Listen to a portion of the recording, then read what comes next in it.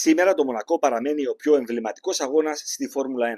Ένας αγώνας που πολλοί οδηγοί θεωρούν εξίσου σημαντικό με την κατάκτηση ενός παγκοσμίου πρωταθλήματος. Πώς όμως ένα μικρό πριγκιπάτο έγινε το στολίδι του μηχανοκίνητου αθλητισμού? Η ιστορία ξεκινάει το 1929. Ένας πλούσιος μονεγάσκος επιχειρηματίας, ο Άντονι Νόουξ, ήθελε να φέρει ένα διεθνή αγώνα αυτοκινήτου στο Μονακό. Με τη βοήθεια του πρίγκιπα Λουδοβίκου του Δεύτερου και του τοπικού ήρωα αγώνων Λουί Σιρόν, σχεδίασε μια διαδρομή που περνούσε μέσα από τους δρόμους της πόλης, το λιμάνι και το διάσημο καζίνο.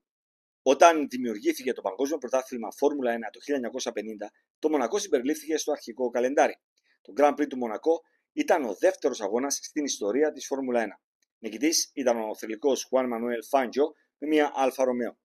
Παρ' όλα αυτά, η θέση του Grand Prix δεν ήταν εγγυημένη από την αρχή.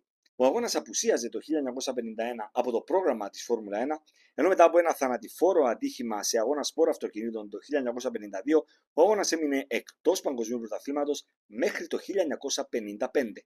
Από το 1955 και μετά, το Μονακό δεν έλειψε από το ημερολόγιο της Φόρμουλα 1, με εξαίρεση το 2020 εξαιτίας της πανδημίας.